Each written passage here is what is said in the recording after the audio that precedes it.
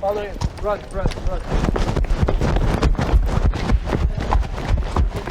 We're taking time. Alright y'all, welcome back to Combat Arms channel. So today's video we're doing something that I'm not too familiar with, but it's been a recommendation that I've been getting a lot recently. So a lot of y'all have been wanting to have me react to the Philippines and the military and just generally the situation going on in the Philippines.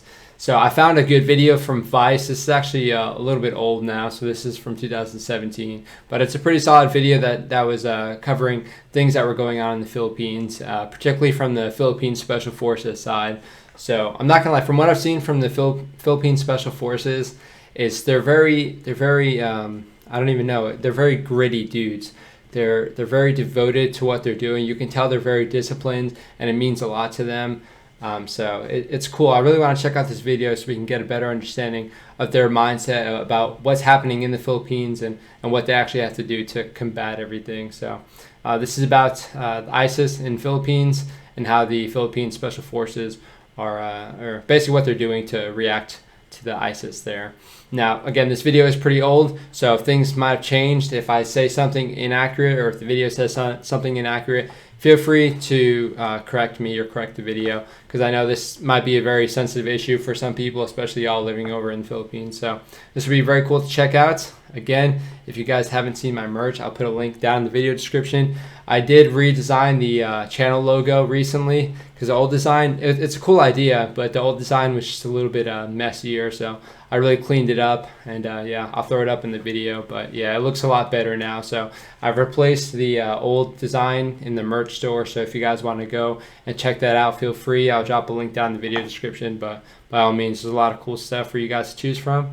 But yeah, I'm excited to check this video out. Again, Philippine Special Forces, they seem like a very awesome group, and they seem like they're really devoted to what they're doing. So yeah, let's check it out.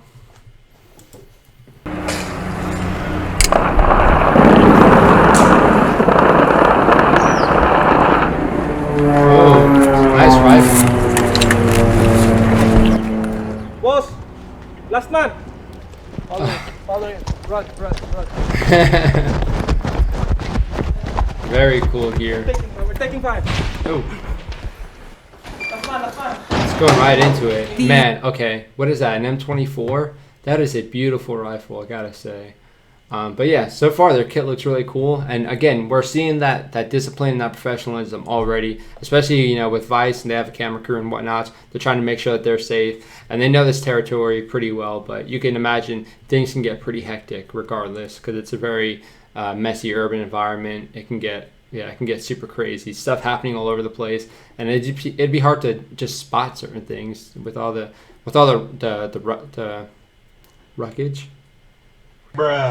Wreckage.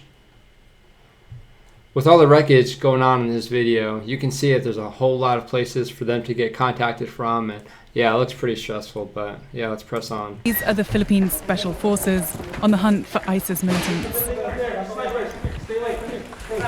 Damn. Just taking cover here because there's snipers all around the city, so even getting to the positions they need to be in is a challenge. She's brave for even going in there. More with them. accustomed to jungle fighting than urban warfare, battling in these tight alleyways is proving harder than expected. Right. She's not messing around though.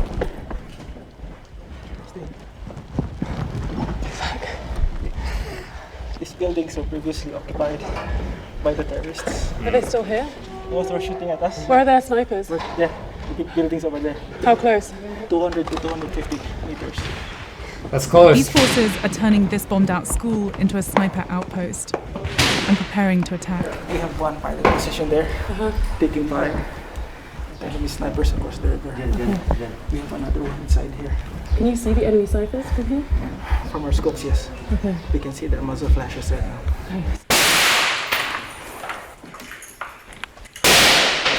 Follow me. And under the table. Engage.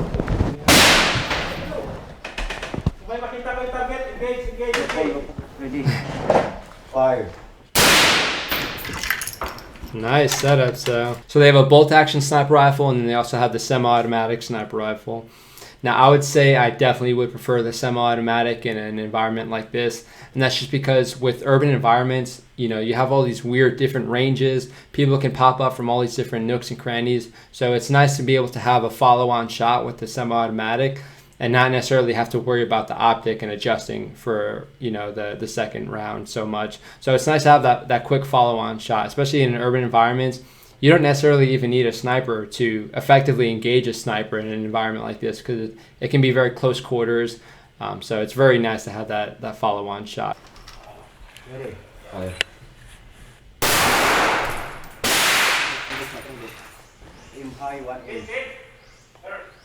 Got the spotter too. Okay. Ready. Fire. They have to leave this area. Just shot fired, so we expect a counter attack to us. Okay. Yeah. You don't want to stay in the same spot too long, or else they'll figure out where you're shooting from. Sheesh, look at that. With the enemy now firing back, the unit is taking cover in this classroom until the escape route is clear. Good grief. Wow, so crazy to see that this was an active school just a couple of weeks ago and now it's bombed to smithereens.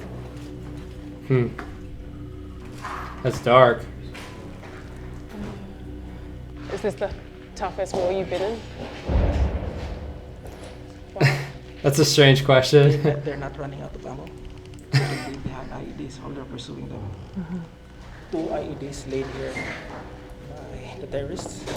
Yeah, it's not even like people think of IEDs, just like a roadside bomb or what have you. But in an environment like this, you can have IEDs or booby traps, is what most people would know them as. But yeah, you can have them all over the place. It'd be super sketchy, and with all the rubble, it'd be super hard to identify certain things. So you have to be very careful, but also like whenever you're actually going in the buildings, you have to be pretty violent just to make sure that you can get it, cleared violently and effectively. But at the same time, you need to watch out because that is a big threat. Because this used to be a terrorist stronghold. We pushed them back the river. But if you can see the area where we passed through, the maze of small alleys. Maze, yeah. Are the killing zones. This is Marawi. For weeks, the Philippines military, assisted by US Special Forces, has been pounding the city with airstrikes and battling house to house in an effort to root out this man. Isnilon Hapilon, the leader of homegrown terror group Abu Sayyaf.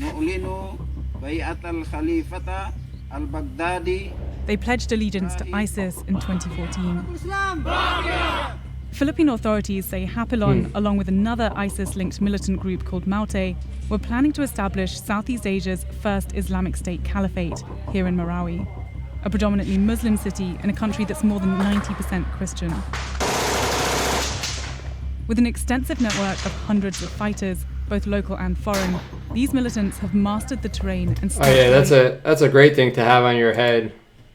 Black and white. That makes it very easy. Again, there's a reason why targets are black, just saying. Local and foreign, these militants have mastered the terrain and stashed away a seemingly endless supply of weapons. Sheesh.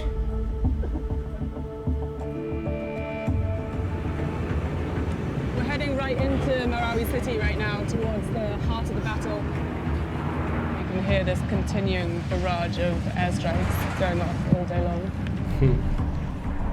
The only functioning building in this part of town is the tactical command post of 1 Marine Battalion, the main forward operating base for the armed forces. Oh, we got some Marines, huh? Yes. From where? From that position. From that position? Yes. Okay. So, we should keep a low profile. Yeah. Okay. Have they managed to fire in here into the base before? This is still a hot zone. Major Rowan Remus is one of the commanding officers who's been stationed here since the fighting began. Firing, firing. Can you just show us where the enemy is? Okay, this is Mapandi Bridge. Before, this was well defended. So they place car bombs, roadblocks, and they employ sniper fires. So the city is essentially divided by this river going Yes. through. Okay. So the enemy is contained within this area on the other side of the bridge. Other side of the bridge. Okay. Now, the target of our maneuvering elements is to neutralize those vantage positions through our mortar fire. Yeah, that's really rough when you have like a one bridge like that and you have to cross a river. It creates like this natural choke point, so it's very difficult for people to, push certain elements. It gets very sketchy as far as planning because you can imagine there's going to be IEDs set up on the road or in the vicinity of the road because that is a choke point. You can expect ambushes to happen there, so it's someplace that you need to cross eventually just to get across the river and whatnot. But yeah, it would be met with a lot of resistance, and it's just one of those things. It'd be pretty rough, so you'd have to plan around it. That's why they're using their mortars and the airstrikes to sort of soften everything up. And then again, this is where reconnaissance would really come in, or even like drones or what have you, so you can do a reconnaissance and see where these positions might be across the river. Sounds close.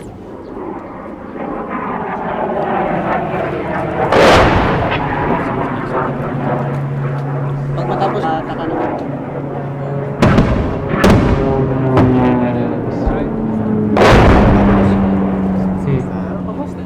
These guys have been pounding the city with airstrikes and they're just about to send this mortar into enemy territory.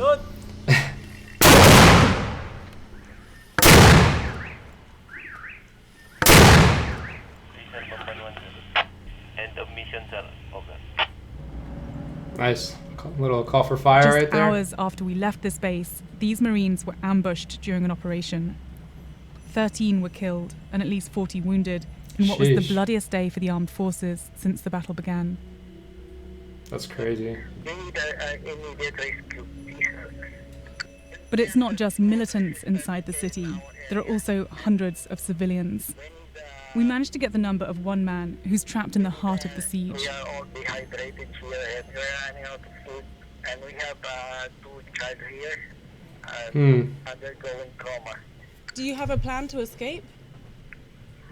We don't have concrete plan, ma'am, because we don't know which is the basis of IC. So Yeah, and it's something else you need to consider. When it's like someone's home, it makes it so much harder to plan operations based around that because, again, you're really trying to avoid the collateral damage, especially with the airstrikes and the mortars. So I know with the U.S. it'd be a whole lot of rules of engagement and a whole lot of restrictions as far as where you're actually able to, drop certain bombs or mortars or what have you. But yeah, with these guys, I can imagine the options are pretty low just based off of, them trying to reduce some of the resistance, but again, trying to make sure that they're not completely destroying the cities or hurting the civilian populace. So it's a very hard position for them to be in as far as doing all of that planning. So yeah, it sucks. I don't know who's actually in charge of like all the planning and how many units they actually have moving around. But yeah, that must be a beast. People can sort of compare combat and chess just because they're sort of tactical games or they're like strategy games. But when you have like real lives at stake and real homes at stake, then it really adds something to it, especially with the planning. It makes it very hard. You really need to sacrifice certain things or even risk certain things. So it's a tough position to be in for sure. we have to stay put and wait for the rescue. Are you safe right now? I don't know, ma'am. I think the authorities know that we are here. Ma'am, I have to hang up. I'm running out of battery and my battery is reserved for the rescue team. Please, let's help. Thank you. Okay. Who? He hung up.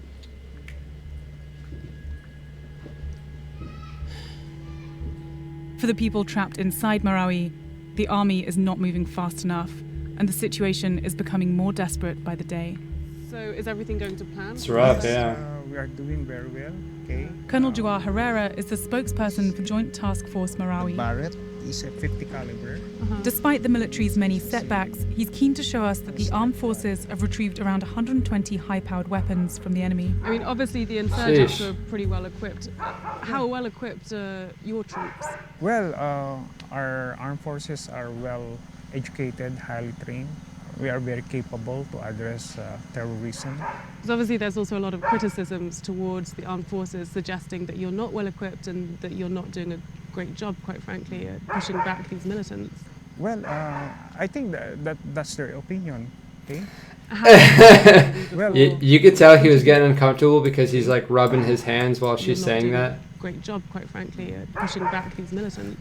well, I think that's their opinion. He's being nice for the How long do you cameras. think it's going to be before? Well, we don't want to give timeline because we need to put premium on the lives of the people that were trapped in that conflict area. Right. Yeah. Obviously, time is running out for them. I mean, they've been stuck Yes, in but there. we're doing our best. Yeah, he's getting frustrated because you Now, can is the imagine, again, that's a hard position for him to be in. And, you know, actual lives are at stake, actual, you know, not just like the lives physically, but their actual lives, like their livelihood is at stake. And, you know, you're really trying to avoid the collateral damage, but it's such a big issue. Like, you really need to, you probably want to push it, but at the same time, you need to focus on the people because that's why you're doing it. You're trying to make sure that the people are, you know, staying alive, and you're giving them something to return to when this is all over. The military ramps up pressure on the remaining terrorist strongholds. A humanitarian crisis looms. And concerns that Marawi is only the beginning of an increasingly violent ISIS presence are rapidly spreading throughout the region.